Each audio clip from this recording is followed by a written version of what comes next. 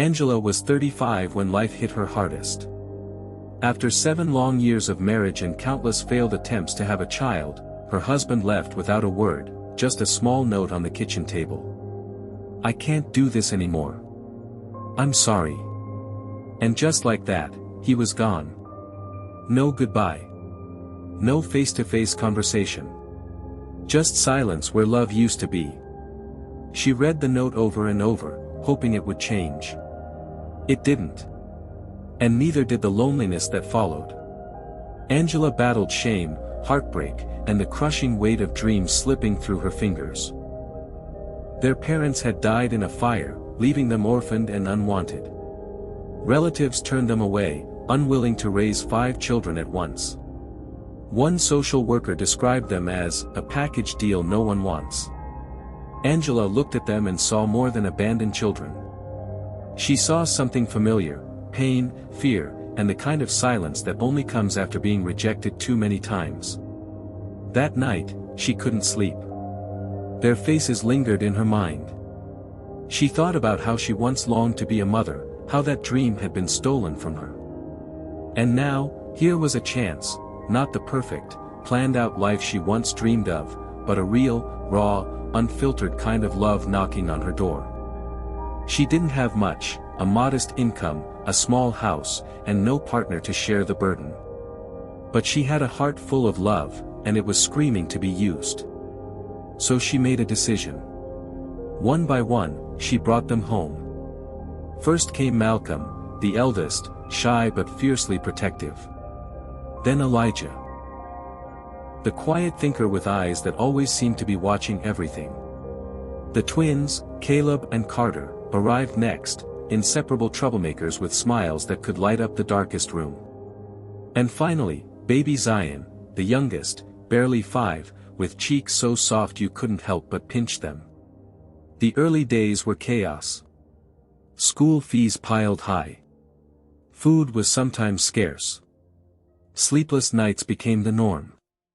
There were tantrums, broken furniture, scraped knees, and countless trips to the clinic. Teenage years hit like storms. Attitudes flared. Voices rose. Doors slammed louder than thunder. But amid the messiness, something beautiful grew. There were moments when they danced in the rain, barefoot and laughing like wild things. They sang together on Sundays, gospel music filling their tiny living room as they ate jollof rice and told stories over steaming plates. Angela taught them how to tie ties, how to apologize, how to cook, and most importantly, how to love. She wasn't perfect. There were days she cried quietly in the bathroom, overwhelmed and unsure. But she never gave up. Every hug, every scolding, every bedtime story was given with the kind of devotion that only a true mother could offer. And slowly, the boys began to thrive. Malcolm got into university on scholarship. Elijah started his own tech blog that gained attention online. The twins opened a small fashion line that quickly took off. Zion, the baby, showed a gift for music that stunned everyone. As the years passed, they moved out. Some even left the country for work and studies. But no matter where life took them, they always came back home to her. Angela's little house remained their anchor, filled with memories and laughter. She never asked for anything in return.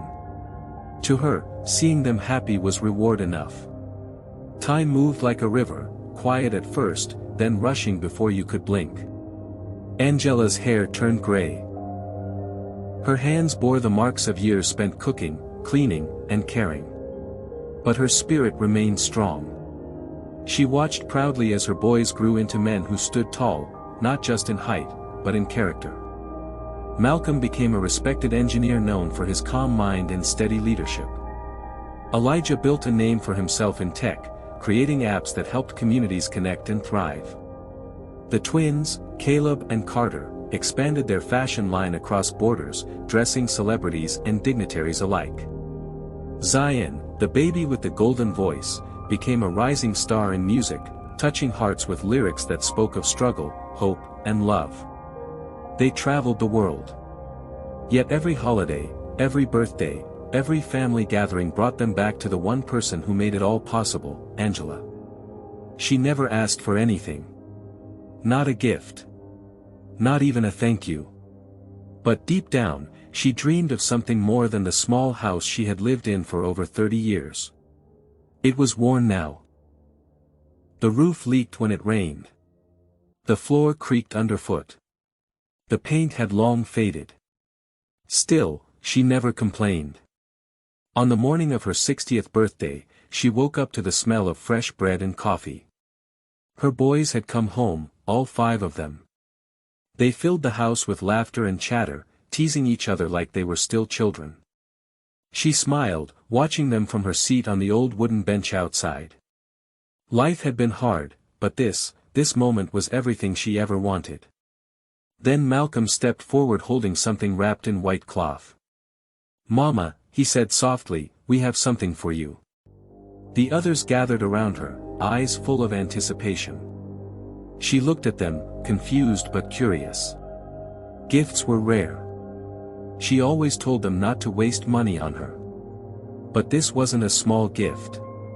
Malcolm unwrapped the cloth, revealing a large silver key attached to a ribbon. Angela blinked. "What is this?" she asked, her voice barely above a whisper. Elijah smiled. "It's yours now." Caleb and Carter stepped aside, revealing a van parked just outside the gate. Inside were pictures, beautiful, glossy images of a brand new house. Spacious. Modern. With white walls, wide windows, and a garden bursting with flowers. "We built it together," Zion said, kneeling beside her. "For you. For us. For our family." Tears welled up in her eyes. She couldn't speak. Her heart pounded in her chest like it was trying to escape. All those years of sacrifice, of giving without expecting anything in return, it had led to this moment. I don't know what to say," she finally managed, her voice trembling. "You don't have to say anything," Malcolm said gently. "We just want you to know, we remember everything. Every night you stayed up worrying about school fees. Every time you cooked with whatever was left so we could eat. Every hug. Every scolding. Every prayer. You gave us everything when no one else would." They helped her stand, guiding her toward the van. As they drove away from the house she had called home for so many years, she looked back one last time, not with sadness, but with gratitude. That house held memories, laughter, tears, growth, pain, and love. So much love. The new house was everything Angela never knew she deserved. Her boys had built the house with more than bricks and wood. They built it with gratitude, memory, and purpose. She moved in slowly, touching the walls like they might vanish beneath her fingers. There was a large kitchen where she could cook for all of them again. A wide living room where they could gather like old times. And a garden filled with roses, her favorite. But the surprises didn't stop there. Weeks after moving in, Malcolm sat beside her on the porch one evening as the sky turned orange. "Mama," he began, "we want to do something special." She looked at him, curious. "We want to give you something else. Something that belongs to you." Elijah walked out with a thick folder, handing it to her carefully. "What is this?" she asked. "A gift?" Carter said. "A promise?" Caleb added. Zion smiled. "From us to you." She opened the folder, and froze. Inside were documents. Official. Signed. Sealed. A trust fund set up in her name, funded by all 5 of them. Enough to ensure she never had to worry about anything again. Medical care, travel, even a small business if she ever wanted to start one. "You did this for me," she whispered. They all nodded. "We owe you everything," Malcolm said. "You gave us life when we had none. Now it's our turn to make sure you live well." Tears spilled down her cheeks. Not tears of sadness. Not even of joy. but of deep, unshakable fulfillment. This was not how her life was supposed to go. Once, she had dreamed of a husband, children of her own, a family built from blood. Instead, life had handed her pain, rejection, and silence. But then came 5 little boys who needed her more than anyone ever had. And through them, she found herself. Months after her 60th birthday, something else happened. Unexpected. Almost surreal. One by one, each of the boys decided to get married. But not in isolation. Instead, they made a decision that stunned everyone. They planned a grand wedding. 5 grooms. 5 brides. One epic day. A celebration, not just of love, but of the woman who had taught them what love really meant. The wedding became the talk of the region. 5 sleek suits. 5 glowing brides. Music that echoed through the clouds. And a front row seat reserved for one person only, Angela. Dressed in royal blue, she sat with tears in her eyes and pride in her chest. The master of ceremony didn't even begin with the couples. He began with her. Before we celebrate these 5 men, let's honor the queen who raised them, alone, strong, and full of grace. The crowd stood. Applause thundered. And for the first time, Angela heard strangers call her a queen. After the wedding, photos of the event spread like wildfire. People wrote articles about her. Organizations reached out. A publisher offered to turn her story into a book. She smiled at all of it. Not for fame, but because her quiet sacrifices had finally found a voice. Now, every Sunday, she hosts lunch for her sons and their families. The once quiet house is now filled again, with children's laughter, spilled juice, and toy cars under the table. Her grandchildren call her Mama Angie. Neighbors call her the Mother of Kings. And Angela, she calls herself grateful. She didn't get the life she prayed for. She got something greater. She didn't just adopt 5 boys. She raised 5 kings. Angela's journey shows that every life carries purpose, even when it feels empty or broken. She wasn't chosen by fate. Yet her decision to love when no one else would changed everything. With no husband, no wealth, and no clear path, she stepped into uncertainty with nothing but compassion. And that was enough. Her story reminds us that worth isn't decided by society's labels. Angela was once seen as childless, unwanted, forgotten. But in the eyes of 5 boys, she became everything. A guide. A protector. A mother. Love doesn't wait for perfect conditions. It thrives in the mess, in the hard days, in the quiet moments of sacrifice. And what we give freely, without expectation, often returns to us in the most unexpected and beautiful ways. Family, as Angela proved, isn't about blood. It's about who shows up, who stays, and who gives their heart completely. Her pain did not define her. Her choices did. And in choosing love, she built a legacy far greater than anything she ever imagined. Because sometimes what the world needs most, is someone brave enough to care. Mama Rose's home had grown busier than ever. The once quiet garden now bloomed with more than roses, it thrived with the laughter of her grandchildren. On any given afternoon, you could find her seated on a wooden chair beneath the mango tree, a toddler on her lap, another clinging to her dress, while she read them stories or handed out freshly baked chin-chin from an old biscuit tin. But even with all the joy that surrounded her, Mama Rose had not slowed down. Instead, she had begun something new. It started as a whisper of an idea, one that Kenneth planted on a rainy afternoon while watching his mother teach Divine's daughter how to tie her shoelaces. "You know, Mama," he said thoughtfully, "there are so many children out there still waiting for someone like you." She looked up, her brow wrinkled. "I'm old, my son. What can I do now that I didn't already do?" "You can teach others," he said simply. That single comment birthed something far bigger than either of them expected. The Mama Rose Foundation launched quietly at first. A few volunteers. Some donated supplies. A modest building near the same welfare center where she'd first met her sons. But word spread fast, because it wasn't just another NGO. It was a living example of what love could look like in action.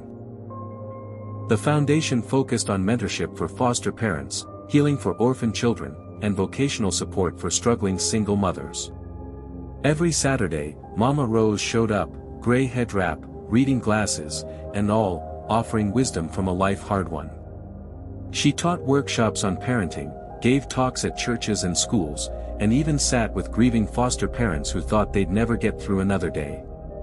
And each time, she'd say the same thing: love is enough. If it's all you have, it's all you need. Her son supported the work tirelessly. Henry helped construct additional classrooms. Kenneth built a website and donation portal. The twins designed merchandise, shirts with bold, royal lettering, raised by love. Divine organized annual fundraising concerts, with proceeds going directly to the children. Soon, international aid groups took notice. Grants flowed in. The foundation expanded. More children were placed in nurturing homes. More mothers found strength. And Mama Rose's story continued to ripple outward. Then came an unexpected letter, this time not left on a kitchen table, but delivered in a gold-trimmed envelope. It was from a prestigious global award committee recognizing unsung heroes in humanitarian service. Mama Rose was a finalist. At first, she chuckled, brushing off the idea. "I'm just a mother," she told her sons. But they insisted. So she traveled, her first time on a plane, surrounded by all 5 boys, now men in their prime, filling the aircraft with stories and jokes that made even the flight attendants laugh. When they landed in Geneva, she was overwhelmed by the snow-covered mountains, the elegance of the city, and the sheer magnitude of the event. On stage, before dignitaries and changemakers from around the world, Mama Rose stood in a navy blue lace dress, her voice trembling but firm. "I never thought the world would see me," she said. "For many years, I lived in silence, thinking I had failed, thinking love had passed me by. But life gave me a second chance. Not in the way I expected, but in the way I needed." The room stood still. I took in 5 broken hearts. But in healing them, mine was healed too. You don't need to be rich or famous to change lives. You just need to care enough to show up. When she finished, the hall erupted in applause. Months passed. More awards came. More articles were written. But Mama Rose remained grounded. She still walked to the market on Fridays. Still led Sunday prayer before lunch. Still had flour on her apron and pepper on her hands. One night, as her grandchildren ran around the living room, she sat in her new rocking chair, staring out at the moonlit sky. Divine sat beside her, guitar in hand. "What are you thinking about, Mama?" he asked softly. She smiled. "About how everything I lost led me to what I found. Sometimes I wonder what would have happened if my life had gone according to my plan." He strummed a gentle chord. "But then I remember," she continued, "God's mercy writes better stories than we do." Divine nodded. "Do you regret anything?" She paused. "No. Because even my pain had purpose." Mama Rose turned 70 surrounded by not just 5 sons, but 5 daughters-in-law, 12 grandchildren, and hundreds of lives her foundation had touched. They held the celebration on the grounds of the very first welfare center where it had all begun.